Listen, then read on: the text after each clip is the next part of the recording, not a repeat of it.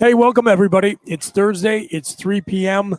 We are at State College's Quaker Steak and Lube. It's time, as usual, for the Lion Country Kia Goon and Ironhead show, although I am quite obviously not Jeff the Ironhead Byers. Ironhead running just a tad late today, but you know who's not?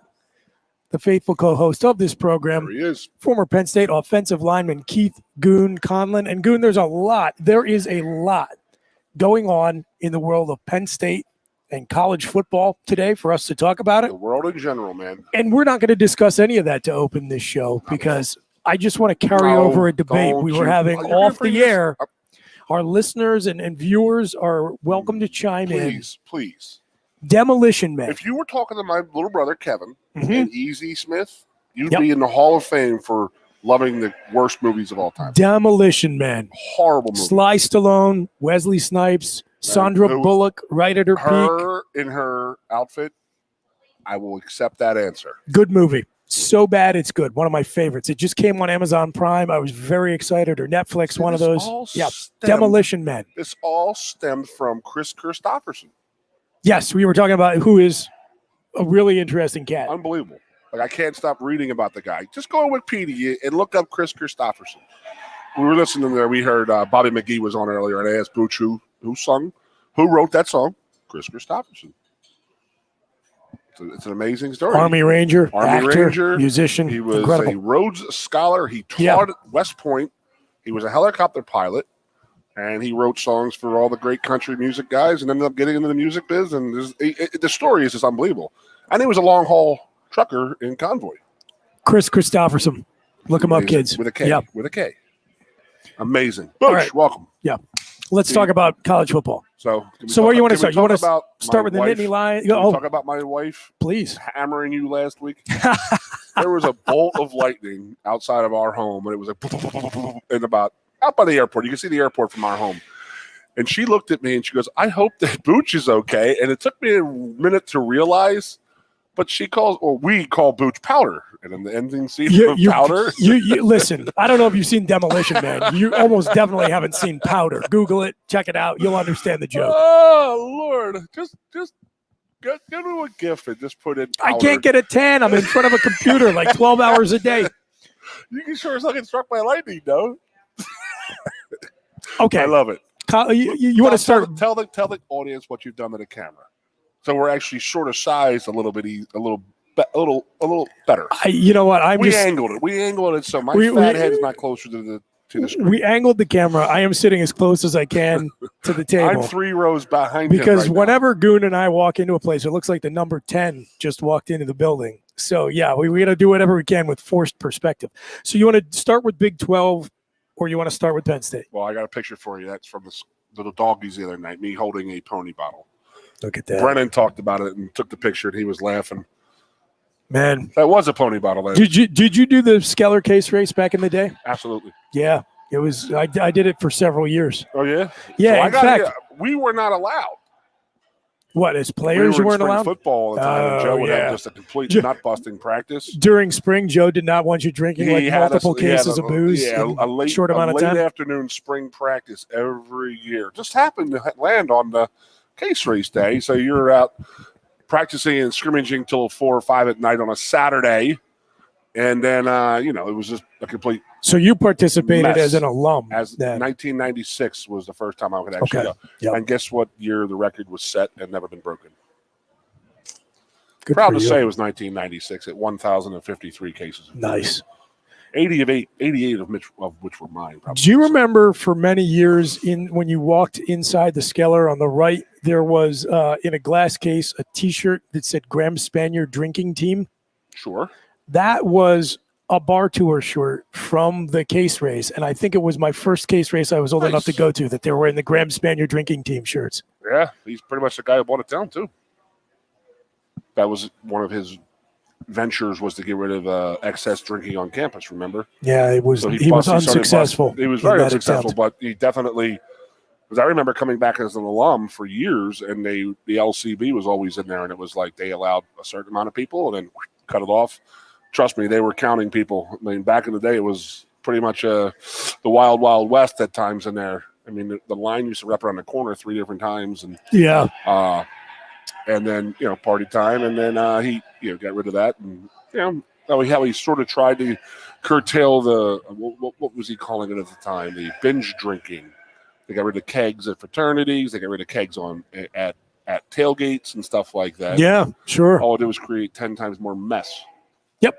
So, yes, Booch. Big 12 or Penn State? I want to go Big 12. Okay. All right. I mean, I'll start. So just to be clear, in case you've been living under a rock, is that for sure or is that a rumor? Well, it is a rumor. Okay. Although Dennis Dodd reported this morning that the Big 12 conference athletic directors were meeting to discuss the situation. Okay. So if it's totally fake, you're not having a meeting about it. And I don't think CBS would report the meeting was happening if it wasn't happening. Yeah. So there's a there. Reportedly, allegedly, Texas and Oklahoma have reached out to the SEC about joining that conference, largely because they're dissatisfied with the media rights deal for the Big 12. Well, why would Texas be upset about having their own network and taking most of the money out of the Big 12 pie? This is the only thing I said. I don't believe it's true because Oklahoma, I don't think they can get a deal like they have right. I mean, I'm sorry. Texas can't get a deal like they have like right now if they go to the SEC with their own network and then getting the lion's share of the pie at the end of the year. But if Oklahoma leaves, Texas has no foot to stand. They have to go. And I don't know what kind of deal they've got on the Longhorn Network, right? I mean, it's not like a Notre Dame NBC deal. Yeah, but that's you know for how sure. like Rutgers and Maryland, they didn't get 100% of their Big Ten money all the time for like the first couple years in the league. I don't think they get it until this year. Actually, they shouldn't get it first of all, but ever. But Texas, they get a higher percent than other teams, which is amazing to me. Like how would somebody sign up for that? Like I don't know. I mean, I guess it's Texas. Everything's bigger in Texas, including paychecks. I don't know, but if Oklahoma goes, then Texas has to take the step to go to the SEC. Yes. But do you think the SEC wants them? Do you think they want to go? I mean, of course the SEC wants them. Why? They're set in their ways of they're going to put them in the West. Well, so, okay, actually that's interesting. Now let me think about this for a second because the SEC. That's two more really, really good programs that they're going to have to play and not. And battle and recruiting and they've already signed their media rights away for the next decade. So adding Texas and Oklahoma doesn't allow you to negotiate more money, probably. I don't know. Maybe they could reopen it. I have no idea. Well, there are more teams, so there'll be more games. And yeah. But, I mean, would I like to see it happen? Yeah, I would love to see the SEC. I would like to see the SEC. A lot of people say it would be bad for college scheduling. football. I don't think so. I think that there's no way the Big 12 would exist, and now you're down to the Power 4. Well, and look, college football, like if people are like, oh, this would be bad for college football. College football doesn't exist. It's no longer college football. It's a new thing. And if we are going to live in this new world where everything is being monetized and we're totally blowing up the model, the question is, if you're going to divide the haves and have-nots anyway, why not have more games where they play each other? That's my fundamental take. I know we didn't talk about it the other day, but Ironhead and I, we have to talk about this, but when Nick Saban comes out and says our starting quarterback this year, who's not even named a starter yet, hasn't played a snap or started the game at Alabama, he said he's close to making 7 figures with the NIL money. Now, what did you say to me the other day in your question when we were talking before we went on the show? And I said, you're absolutely crazy. There's no way that could happen. And the more I think about it, it could happen. And when you said, when does it get to the point where a NFL guy or a college guy says, you know what? I've made, close to $12 million in my college career here. I don't need to go to the NFL and destroy my body mentally, physically, all of that stuff. It's Chris Borland, right? The quarterback the linebacker from Wisconsin who went to the 49ers, played like 2 years. I was like, you know what? Like, I have millions of dollars. My brain's not messed up. I'm out. Yeah. I can walk away from this game, literally, figuratively, walk away from the game with all his. I got a college degree, right? So, everything he was, he had his mind, he had his body, and this and that. I mean, he had some concussion issues to begin with, and I'm probably, sure he was happy to stop playing football to stop, mashing his brain. I mean, is Kuechly still playing with Carolina, or did he retire? Because there's a guy I worry about in the future. Yeah, I think he worry just about that guy in retired. the future I think he just retired. The amount of concussions he's had as an NFL player, it's amazing that he keeps on coming back. But he's in like the borderline category to me. Like, he was mashing his brains there for 3-4 years. He had season-ending concussions, and you keep on playing. It's like, dude, they're going to catch up to you eventually. Yeah, I think Borland must have looked at that and said, you know what, I don't need that. But to go back to the original question, what you said to me Tuesday is, will there come a time when a guy says, you know what, I don't need to go to the NFL. I got a college degree. I've made over $12 million, $15 million in my career here. And I was like, you're crazy. No way. And the more I think about it, that will happen. That will absolutely happen. It's crazy to me. Well, a lot more to talk about that. Ramifications for college football, for the Big Ten. What do you think about Oklahoma and Texas? What's your feeling on it? I mean, I'm okay with it.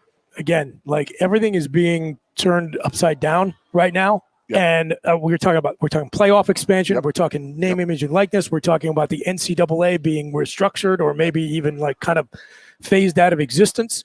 So this whole idea that we want to stick to tradition or the way things have been done or whatever, like, that's done. It's gone. Forget about it. Like, we are basically rearranging the whole setup of the sport.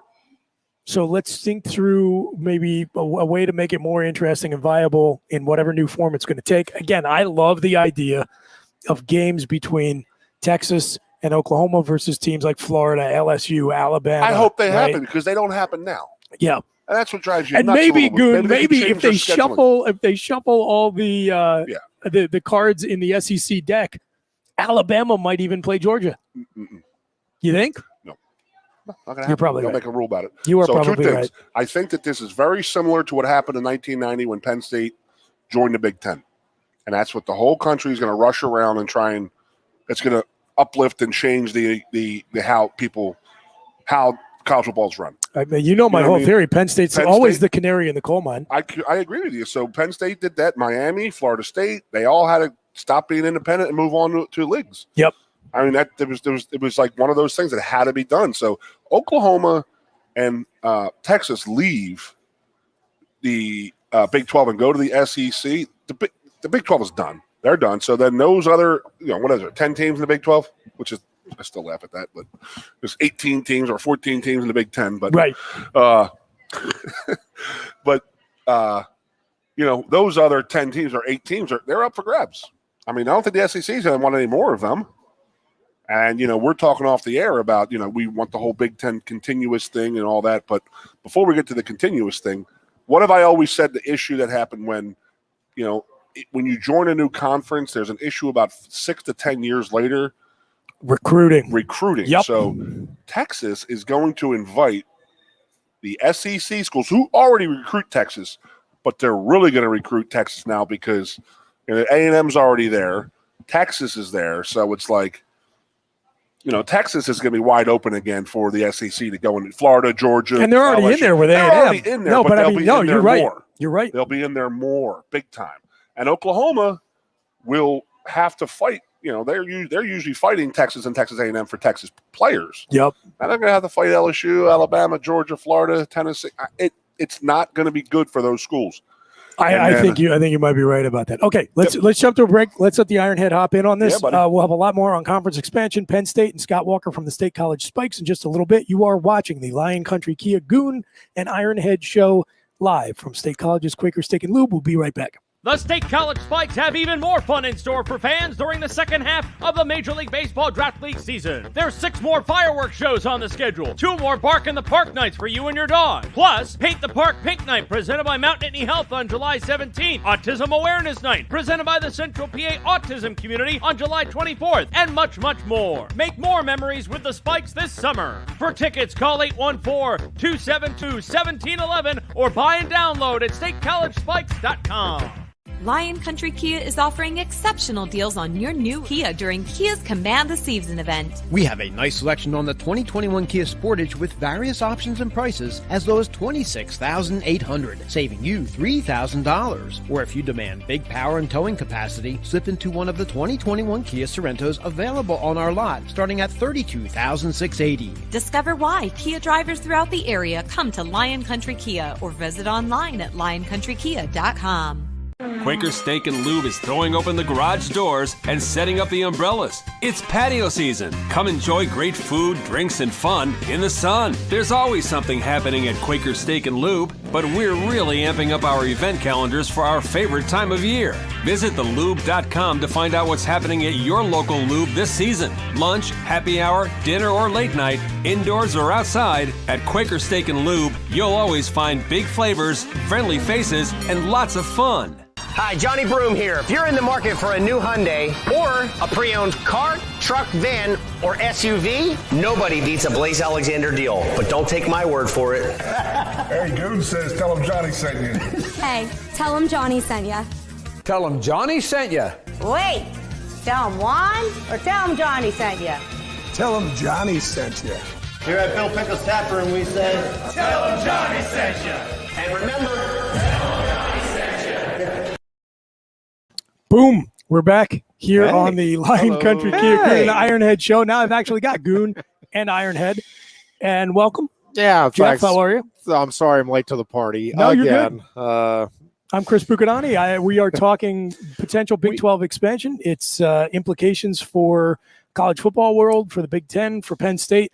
And so should I hit you guys with the question we were talking about before the show, Goon? No, we're going to hear Ironhead's thoughts first. On Just in general. Okay, yeah. On the Texas-Oklahoma moving. Well, Good do you stuff. think the Big Ten would make a run at them and say, hey, we can offer more than the SEC? how Ooh.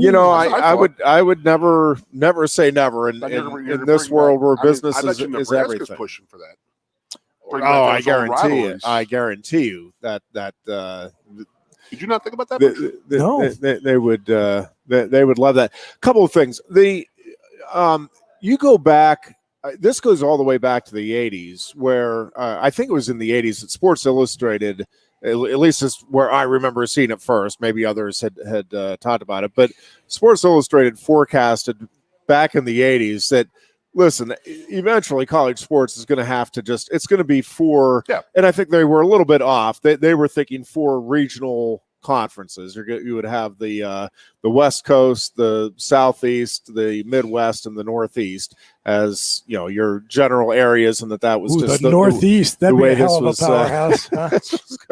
Hey, to renew the Temple rivalry. I mean, Penn State could be the Clemson Boston of that College, conference for sure. You're exactly right. How to beat Yale and Harvard every year. There's a lot of different ways and to look at it, and a lot of different things that I'm sure everybody involved is considering, and you obviously would have to consider. At first blush, to me, from a competitive standpoint, this is making things much more difficult for the folks at Texas and Oklahoma, if in fact that this occurs, where these two go to the SEC, because you can argue all you want, and as somebody that would love to see the Big Ten be perceived as the dominant conference, and I think overall athletic program wise, you could make a very strong case that is the case for the Big Ten. But I think in football, it's pretty hard to argue. As good as I think the Big Ten is, and I think the Big Ten is neck and neck now with the SEC in terms of football. But when you look at the overall talent, right? I mean, the NFL draft tells you the story, and that's right. I mean, the SEC has more top end talent than any other conference in the nation, and so I think that the road again becomes much more challenging, not just in football, but I think for the sports that they are participating in, I think it becomes more challenging for the coaches and for the programs involved. Texas, to me, is the interesting component to this because they have such a financial advantage right now in the Big 12.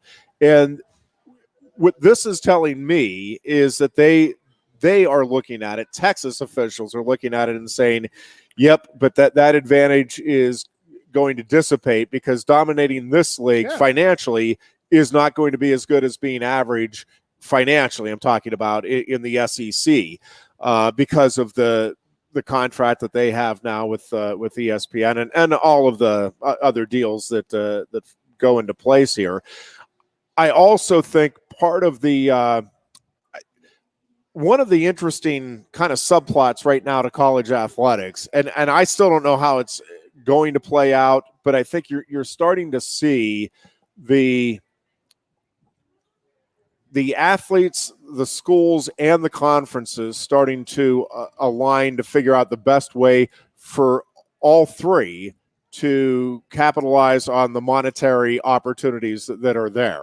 And I think the SEC, I mean, to me, this is a no-brainer for the SEC. If you're adding Oklahoma and Texas to your recruiting base and as name schools and name programs, multiple sports. Now, there's a couple of other things just through my own little prism of the world that, of course, I'm looking through everything in part through my wrestling lens. And there's been a lot of talk. I don't know that anything's actually happening, but there's if there's not, there's certainly a lot of speculation for something that's not happening, that LSU may be looking to add wrestling to its programs.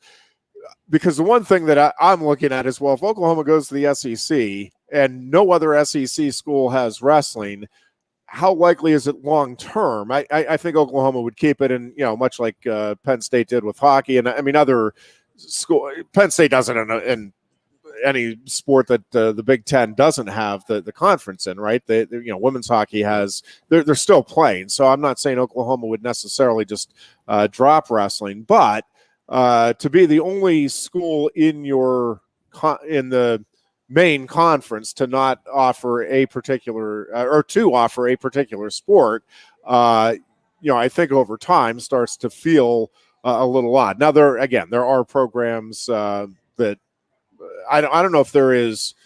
I have to think about that. I don't know if there is a conference, one of the Power 5 conferences, where there is one school in the conference that offers a sport and no other. There are certainly plenty that don't have enough for the conference to have the conference sport. But if it exists, it's probably Ohio State, because they have more varsity sports than we do, and we're pretty high up there. Yeah. So, but if there are, it's very, I think, rare, if again at all, that there's only one school offering a particular varsity sport in one of those Power 5. Pagula is such a great facility. Penn State needs to break the streak and add curling. I'm with you. Do it, Sandy. Don't be a coward. I'm with you. Ironhead, Pac-12. Who wrestles besides ASU? I mean, I don't really. Yeah, I don't recall any guys in like the final. You know what I mean? Yeah. I got to. Colorado wrestle? No, used to, but not for a long time. Not since Utah. No Utah. State, Utah. Yeah, that's the see. My mind still.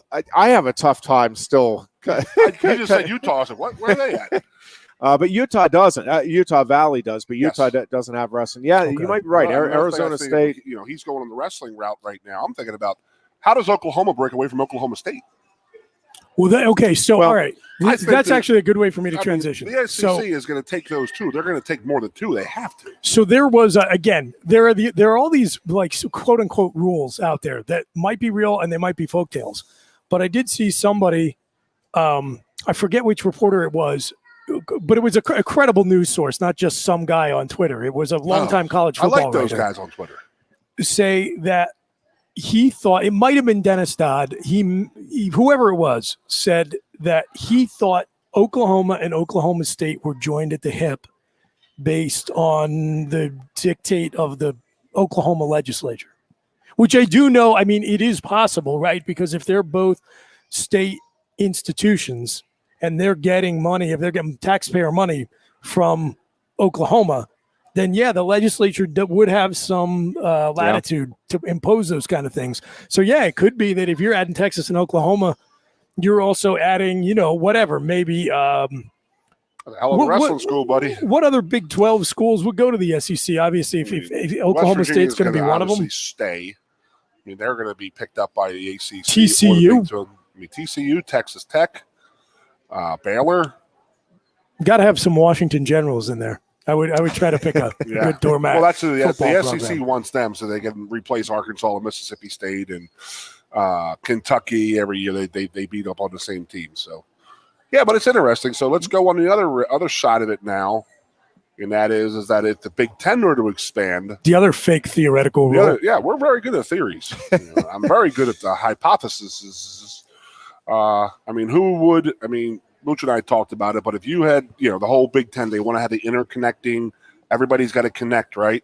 Is that real? Do you know what we're talking about? The contiguous state rule? Is that a thing, or is that just people saying we couldn't pick up North Carolina because we don't have Virginia. But we have Maryland. Maryland touches North Carolina. The Big Ten will only add a program in a state where it already has a member school or one that is geographically connected to an existing state.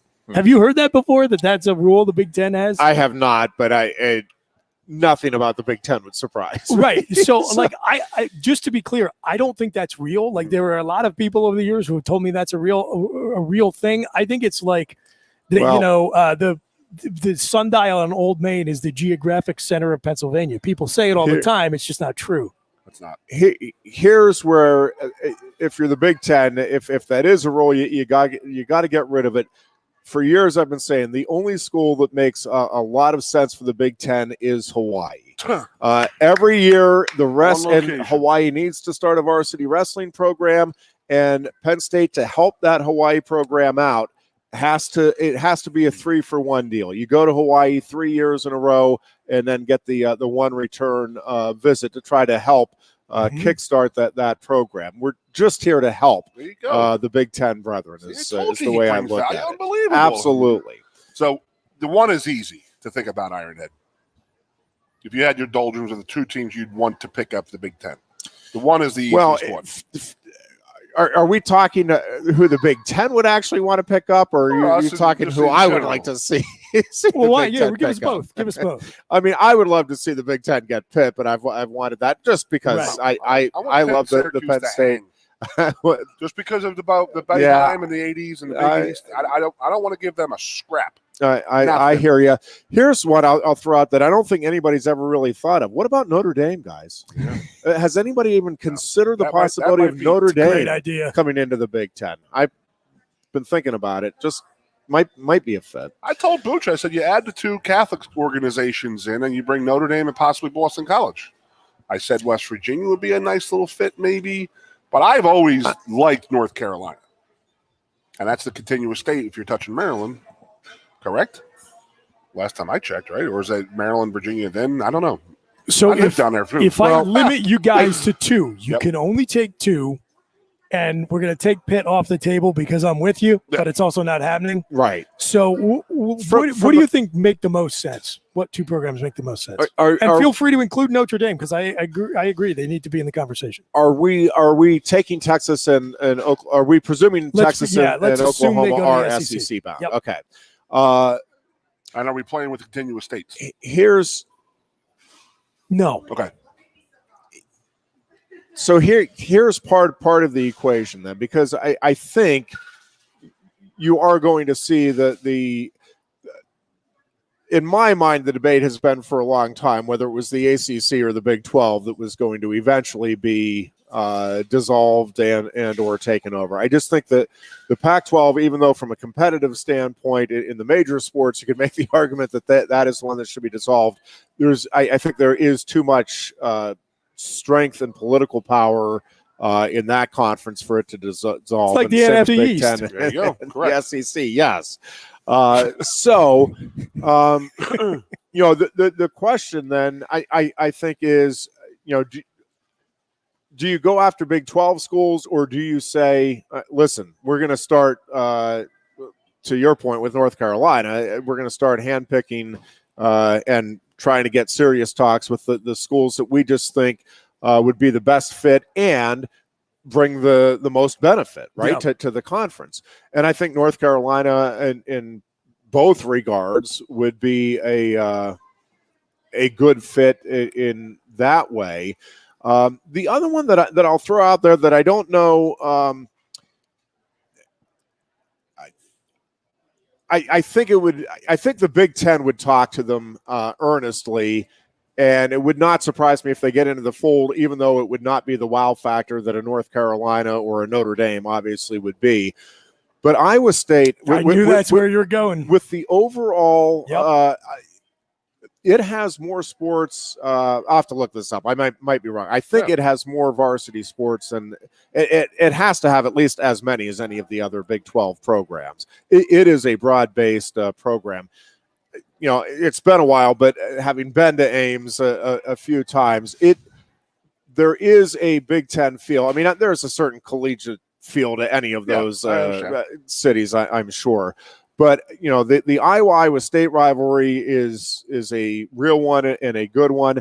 I think Iowa State, again, is good enough across the board that there's some intrigue and value there. Do you think for athletic programs? Do you think Ironhead is just angling to be able to play the Kale versus Iowa State narrative card every year? It's the Penn State wrestling story over here. Kale Sanderson versus. But you know what? No, as soon as you started describing the program, I knew you were going Iowa State because that has been talked about a lot over the years. I think for all the reasons you brought up, and of course the Iowa State thing. Oh yeah, that's what I'm saying. You don't break up Oklahoma State. I don't think that could happen. I'm telling you, I would. If I'm the Big Ten and hearing this, I'm throwing my hat in the ring with those two schools. I mean, that would just with which two? Oh, Oklahoma, you're saying and Texas, Oklahoma and Texas. Why not throw your hat in the ring and say, listen, you're going to make more money. I mean, if it's about a money thing, I mean, the traveling is going to be a little bit more, but you make so much more. I mean, look, man. After the way the Big Ten handled coronavirus last year, you really want us to be publicly known to be going up against the SEC in this? Like this is going to be kind of like Lloyd Christmas showing up with. So you're saying there's a chance? The board of trustees and the presidents down there are salivating, I think, because if they could join the Big Ten. Sports in general. Along those lines, can I just ask a quick question with Kevin Warren and his talk the other day? Am I crazy? And listen, I fully concede that it is possible that I am just out to lunch here. But I swear to you, Kevin Warren, if you haven't noticed, is – by today's verbiage, an African American, a Black American. Yeah. There are several head coaches who are Black in the Big Ten Conference, and for decades, we have had and spotlighted and showcased Black athletes. What am I missing? Diversity is a big issue in college football. It's something that needs to be addressed by the Big Ten. I'm genuinely missing it. When is the last time you've heard of? And then as soon as I open my mouth, Iowa had the accusations, and there's maybe it is, and I am out to lunch. It feels like this was something that was addressed more than adequately back in the 70s, and that by the time we hit the 80s, and I was, the 60s with Bubba Smith. I mean, well, yeah, but I'm saying, but even Black quarterbacks, Black head coaches. I mean, all of the things that and it took too long for all of that. I mean, I no argument whatsoever here, but it feels like diversity and inclusion is something that has already long been established in the Big Ten and throughout college athletics, really. I mean, one of the few things that I think big-time college athletics gets right is that it is about, hey, this is the best hire. This is let the best kids play. And I think throughout college campuses and locker rooms, to me, that's been one of the areas that you go to when, hey, how should society better handle all this? Well, look at what they're doing in the locker rooms. They're all joining together. They don't care where you're from, what your social status is, any of that stuff. It's, man, we're trying to get a winning team together here. Can you help us win and be part of that team? So long story short, Ironhead, what you're saying is, as conference realignment is happening, we ought to kick Iowa out of the Big Ten. Yes. And I couldn't agree more. And accusations. Watch this hard. As long as we keep Rutgers. MLB draft just happened. Baseball is back again in Happy Valley. We're going to have Scott Walker of the State College Spikes come in and join us. I'm going to get out of here and read the 75 text messages. All the buzzing on my leg is telling me I've received. Anyways, a pleasure being in and sitting with you guys for a little bit. Stay tuned, everybody. Scott Walker from the State College Spikes. When we come back, you are tuned in to the Lion Country Kia Goon and Ironhead Show live from State College's Quaker Steak and Lube. We'll be right back. The State College Spikes have even more fun in store for fans during the second half of the Major League Baseball Draft League season. There's 6 more fireworks shows on the schedule, 2 more Bark in the Park nights for you and your dog. Plus, Paint the Park Pink Night presented by Mount Nittany Health on July 17th, Autism Awareness Night presented by the Central PA Autism Community on July 24th, and much, much more. Make more memories with the Spikes this summer. For tickets, call 814-272-1711 or buy and download at statecollegespikes.com. Lion Country Kia is offering exceptional deals on your new Kia during Kia's Command the Season event. We have a nice selection on the 2021 Kia Sportage with various options and prices as low as $26,800, saving you $3,000. Or if you demand big power and towing capacity, slip into one of the 2021 Kia Sorrentos available on our lot, starting at $32,680. Discover why Kia drivers throughout the area come to Lion Country Kia or visit online at lioncountrykia.com. Quaker Steak and Lube is throwing open the garage doors and setting up the umbrellas. It's patio season. Come enjoy great food, drinks, and fun in the sun. There's always something happening at Quaker Steak and Lube, but we're really amping up our event calendars for our favorite time of year. Visit thelube.com to find out what's happening at your local lube this season. Lunch, happy hour, dinner, or late night, indoors or outside, at Quaker Steak and Lube, you'll always find big flavors, friendly faces, and lots of fun. Hi, Johnny Broom here. If you're in the market for a new Hyundai or a pre-owned car, truck, van, or SUV, nobody beats a Blaze Alexander deal. But don't take my word for it. Hey, Goon says tell him Johnny sent you. Hey, tell him Johnny sent ya. Tell him Johnny sent you. Wait, tell him Juan or tell him Johnny sent you? Tell him Johnny sent you. Here at Bill Pickles Tap Room, we say, tell him Johnny sent you. And remember, And we welcome you back into the Lion Country Kia Goon and Ironhead Show. Scott Walker with the State College Spikes, kind enough to join us here at Quaker Steak and Lube on this Thursday afternoon. And always good to see you, sir. Thanks for taking the time. Good afternoon. Thanks for having me. Let's talk just a little bit about a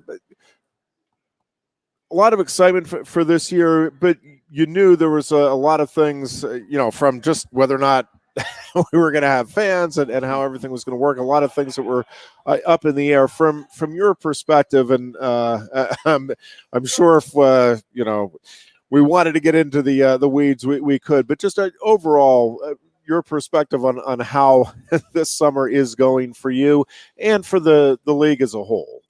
I'm not surprised by much anymore. I'll tell you that. I think it ended up great. I mean, it's still going, obviously, but we weren't sure what to expect, like you said, and right up until the finish line before the season started, we still weren't sure what it would look like. It was May 17th when we found out that the governor made the announcement that the restrictions were going to be lifted. So we had all these plans, we'd been working on for months. Yeah, just shred them up and start over again. But that's the world we live in these days. So. Yeah, it is, and as you well know, you're not the only organization that was in that boat. Only business in that boat. To that end, Scott, how much are you guys relying on each other? Meaning the other markets that are in this league, and again, you were used to a certain system, knew this was going to be different, but how different has it been, and how much are you on the phone or texting with with your fellow GMs about, hey, what are you seeing? What do you guys think about this? How could we adjust that? How much? Sure. I'm guessing there's more communication this year than maybe there's been in the past. And I can tell you the Pennsylvania conglomerate of teams came together. We knew we would. We always have been friends and partners in this industry, share best practices and all that stuff. But, collectively as an industry right now, we're lobbying for minor league baseball relief. It's not been easy. The stadiums have not been packed. People, I think, are still hesitant a little bit to get out there. The vaccination rate continues to climb, but we need each other.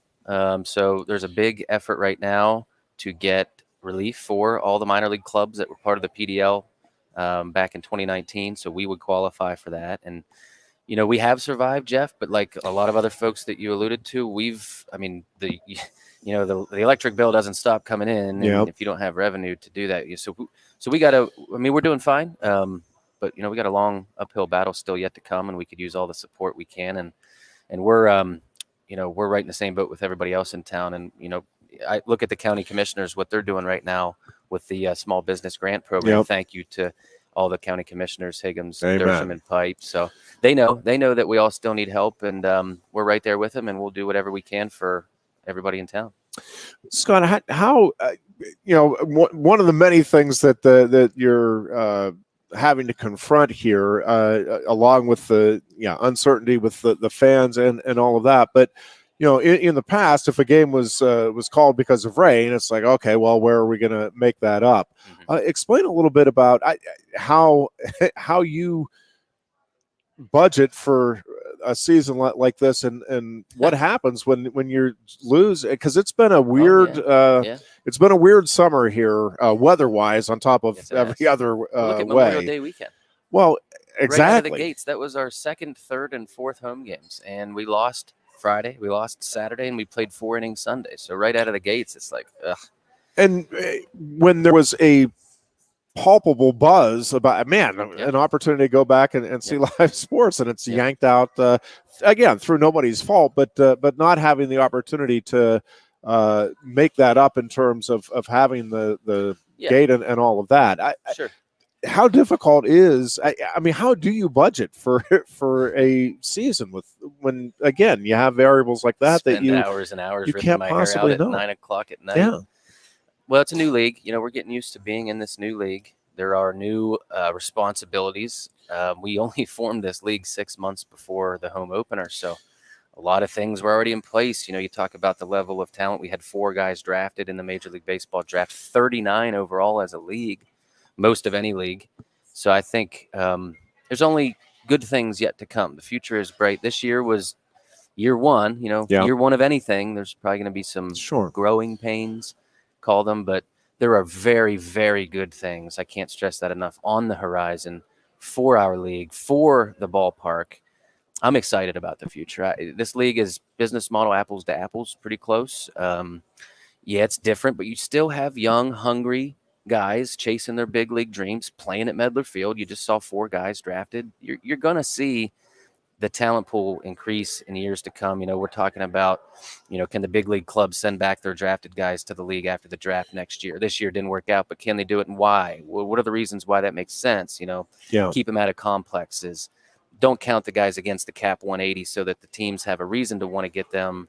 And really, it's real baseball. It's on the road. You're getting the experience you need to prepare for the big league. So our league's great, and I'm looking forward to the future. Yeah, truthfully, from a developmental standpoint, it would make sense for these guys to remain and continue to play out this season to, again, build on the foundation that's established there. Well, you look at the game on the 4th of July. Are you going to get that experience at a complex down in Florida? Right. No. So send them here. Get them on the buses. Get them on road trips like they're going to have to experience at the higher levels.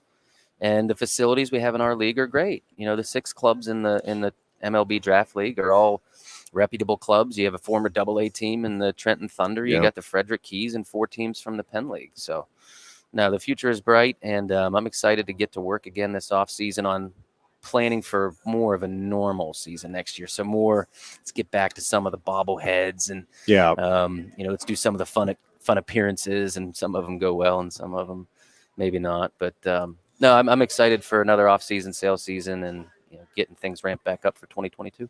Talk a little bit about what is coming up here remaining for this season. Obviously, again, still some really neat opportunities. We've been up to a few games, and a huge thank you to everybody with the Spikes for letting the Mad Turtle, my stepson, sit in on the PA for the kids take over the park night. That was still very talked about it in our household, but it was neat. We had a neighbor who was helping Lucky out in the with the K's, and I mean it really was just a neat opportunity for all of those kids. And as we've talked about many times, I mean that's what minor league baseball is connecting with the fans, and in particular the young fans, and giving them an opportunity to have very special memories. He'll remember that for the rest of his life. Oh, guaranteed. Right? Absolutely, and he guaranteed. Get that experience from his local ballpark. Yep. No, there's so much of that goes on across the country, and that's what I love. That's why I love going to the ball. One of the things I love going to the ballpark every day. But what's on tap? We got 10 games left. It's hard to believe. Is that what we're down to? Yeah. Holy cow! Half of them have fireworks. Beautiful. Starting with this Friday and Saturday. The pre-sale for Friday is fantastic. Saturday too. The weather looks great. Yes. And for all the remaining fireworks shows, Matt Neary might not have liked it too much, but we're letting everybody down onto the field to watch the fireworks for the rest of the year. So that's starting awesome. with this Friday and Saturday, and then we got a few shows in July yet, but we got 10 games. Get up there, come to the fireworks games. You can walk down onto the outfield grass and watch the show from there. We've also partnered with our fireworks provider, Starfire Corporation, and they're going to lengthen our shows significantly for the rest of the year. Is that right? I think the experience would be great. Come out. The ball games are great. All the other stuff we're doing, we've got a lot of other promotions, a lot of great values. But really, the fireworks are going to carry us home 5 out of 10. And if we can think back to the show and the day we had on the 4th and try to relive that, recapture that. I'll tell you, Scott, that truly was one of the most spectacular events. I mean, it really was. You talk about making memories. It was. And my stepson is 6 now, and I was watching the fireworks, but I ended up watching more his eyes as the fireworks were going off. And I'm telling you, it was just a spectacular show. And he wasn't. I mean, looking around, it was an event that everybody enjoyed. And again, those are the opportunities you have when you go to the ballpark. Mark your calendar for next year. There's big things on the horizon for Fourth Fest, for the fourth plans for next year already. Very cool. They literally do start planning for the next year on July 5th. Yeah. And the things that we have discussed for next year are awesome. I will just put it that way. Scott, how difficult, if you want to keep some of this internal, that's fine. But I just know in our business, we have a local delivery service. It has been very hard, and in talking to a lot of restaurant owners, just very hard to find the help that they need. I know there was a lot of advertisements and calls going out for help, and I will tell you, when we were there, I think we've been to 3 of the games so far. If there are issues, it is not noticeable from the consumer end. The duck beneath the pump. But how challenging has that been? Just getting fully staffed, very, just like everybody else. I mean, you look at every store window, hiring everybody. It's incredible, and we need a lot of people to run our concession stands. We're thankful to have the folks we do have. Everybody does a tremendous job, starting at the top with Selena, who's running our food and beverage department right now. But I mean, it's not been easy. We, early on in the season, we were not able to have all of our stands open because we didn't have enough people. But it's a testament to all of our folks and their perseverance to be able to do whatever it takes to go get people. And we're back up to pretty much fully staffed. We got a lot of young kids, 15, 16-year-old kids. Yep. But that's the world we live in right now, and you got to figure it out. So we're just like everybody else, just figuring it out. For the 10 remaining games, Scott, mention the fireworks. Talk about, again, just the opportunities for folks that do come out. And if you've not been to a game yet this year, do yourself a favor and get up there and enjoy an evening at the ballpark. I'm looking forward to Lucky's Kia lease giveaway. My buddy Jonathan Runkle, proud sponsor of the indeed. show, giving away another lease for Kia on Thursday, August 12th. That's our second to last home game of the year. There's ladies' nights next week. We got BOGO nights. We got a Bark in the Park next week on the 27th, a Bark in the Park on August 8th. We got a Scout night coming up there's a lot of stuff. The regular season fireworks finale show is going to be fantastic on Friday the 13th of August. And honestly, stay tuned for events at the ballpark too in the fall. We're working on some really, really cool things for the fall. Try to utilize the ballpark like we always have, but even get more creative with what can we do at the ballpark to draw people in? Could there be other sports, perhaps sports where they wear singlets on mats and do things at night under the lights on the field? Taekwondo at the that would be neat. What about wrestling? You could do wrestling maybe too. I'll throw that idea your way. Yeah. No, I do think there's as you said, there's just a lot of neat opportunities, and it's one of those things where sometimes it takes something like what we've been through the last year and a half to break down some resistance to different ideas. It's been just interesting because there's been some ideas not related to the Spikes and not related to minor league baseball, but just ideas that were floated that were shot down in various venues that are now being floated again. It's like, well, maybe we had to take a more serious look at that could maybe actually fly now. Innovation from necessity, right? Yes. So you got to be creative and you got to do what it takes to survive and advance. Yeah. And again, if you've not been, it's just and if you have been, it just is a little slice of Americana when you get to go to a Spikes game, and especially if you have a young one, they get mesmerized by the mascots, they get mesmerized by the things that sometimes I think we take for granted and don't even notice, and that's what's really fun. I wanted to ask you a question because I specifically remember you carrying your little guy out on your shoulder one game 2 years ago, and he was fast asleep. Do you like the new game times? We bumped up to 6:35 during the week, 4 or 5 on Sundays. We do, and if you could start talking to Major League Baseball and start talking to Monday Night Football and all of the other sports entities, in all seriousness, it is noticeable and appreciated as now a new family man myself, but it really is. And I can't tell you the number of things that we think about going to, and it's like, well, yeah, but we're not going to get home until 10:30. We can't do that and have him be able to function the next day. So yes, but to Good. Put it that succinctly, yes, that is truly very much appreciated, and it does. It makes a difference when you can get home and you on the car ride back to your point. Instead of having him out, we're talking about, oh my gosh, could you believe that fireworks show? Oh my gosh, I can't believe you got the names right on all of the pronunciations. But I mean, you're able to talk about the experience because they're still revved up and hyped up from the experience, even at a young age. So very, very cool. Anything else that you want to touch on that I'm just too dumb to ask you about with the come to the games while you still can. 10 left through August 13th. Go to statecollegespikes.com. You can check out the schedule, the list of promotions, get your tickets. But come on out to the ballpark. Come while you can, because the season's going to be over before you know it. Scott, have you seen? I'm just genuinely curious. And I don't know if you track this or even if there's a way to track it, but have you seen any difference in the not the university, really, the student response to the Spikes games this summer versus past years?